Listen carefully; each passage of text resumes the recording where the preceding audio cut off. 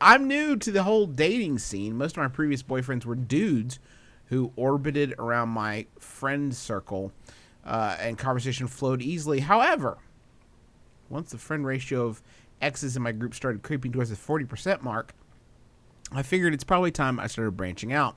Problem is, I don't know how to converse with the person I've just met in a way that's not awkward.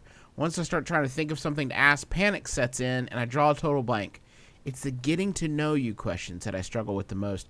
I don't know what's appropriate to ask. It might be considered prying. If you guys have any ideas past the obvious, what do you do type thing, I'd love to hear it. That's from Gmail. I like this question. I like this question because it presupposes everything we've been chatting about, which is the best thing to do is to ask them questions, get interested in them, and don't be afraid to start the conversation out about them. That's great. I think it's a very fair point because I think there are certain questions that seem like prying, but I have problems with this when it's a person that I sort of know a little bit, and I'm seeing them because I'm always worried that I'm going to ask, how's your dad? And, he's in jail again or something. Yeah. And I'll step into a landmine that I didn't mean to. Because you were so busy having an uncomfortable conversation that you weren't looking down at the minefield you were walking through. Right, exactly. I wander off. Do you think now's really the time, Justin? Can we focus? No, I'm just wondering, how's your family? They're all dead. Oh, no. Kaboom. Kaboom. This is this. I really do think that having those kinds of conversations and getting to know somebody, having those getting to know you conversations, it's a skill that you really do need to practice because it is different from having a conversation with just some rando if you're on a date or whatever. I think that's sort of the reason that online dating is successful, because it's practice. It's you can practice having these relationships, and it's the most low stress scenario ever, because if it fucks up, it's there's so many people on the internet, just look at Twitter. I'm sitting here trying to think of a question that doesn't just make you sound like just a complete boner. Well, don't. It's the question was what I thought is so, seen any good movies lately? And it's I think it's about the sincerity with which you ask it. And if you ask it like I just did, you sound like an But there's asshole. nothing sincere. So, there's nothing sincere about so tell me about yourself. What? What? I really, really like sour jelly bellies. What the fuck do you want from me? What do you want to know? That's not yours to know. I think if you come at a date from the angle of an interrogation, you're just gonna weird them and yourself out. Just talk to them. I think and then that's that the shit issue. Will come that's out. why I have such problems with meeting people in bars, because there's no context. If you're at a movie screening, or you're in a book club, or you're anywhere else, you have things to talk about. But if you're at a bar, all you can say is, what are you drinking? Yeah. And do you come to this bar often? So do you like really loud house music? Or, oh, you don't? Me neither. Have you tried Dad Fuel's Pale Ale? Oh, it's so good. Yeah. They've used lots of hops. Hops for pops is what they call it. You could ask him the questions that James Lipton uses. Just go through those, cycle through those. They would love that. Hey, I think. so what's your favorite word? Oh, I'm Travis. Nice to meet you. Sorry. What sound do you love? Boxers or briefs? I've never watched Inside the Acting Studio. When you get to Dad heaven, Fuel or Dad Fuel? Trick question. I'm in marketing for Dad Fuel. To which side do you dress?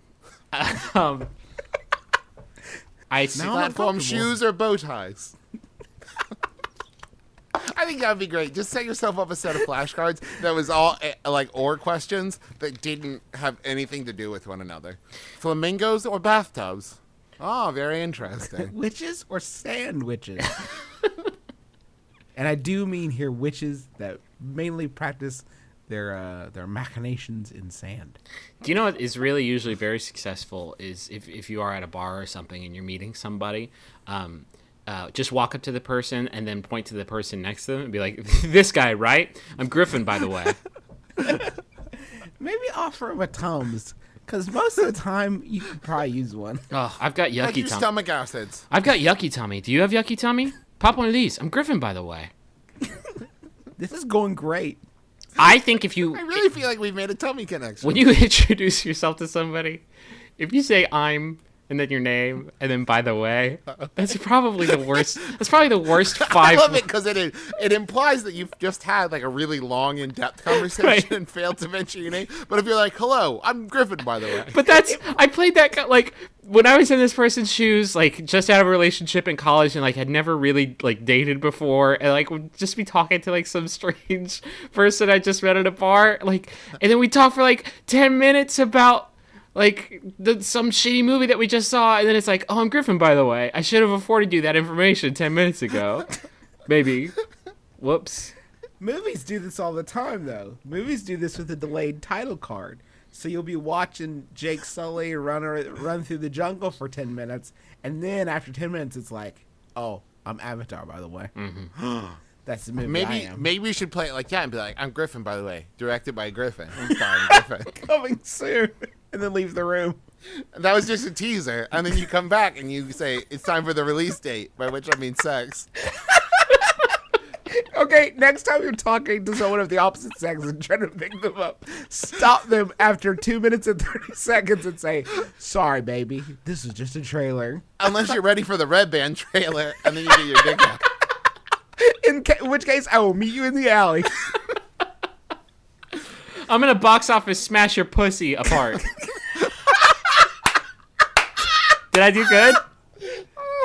I wanted to play along. so. You guys were playing like a fun game together, and I wanted to get in on it, but I didn't know. That was one of those conversations I could only sidestep into, and then say box office smash that pussy apart. I'm Griffin.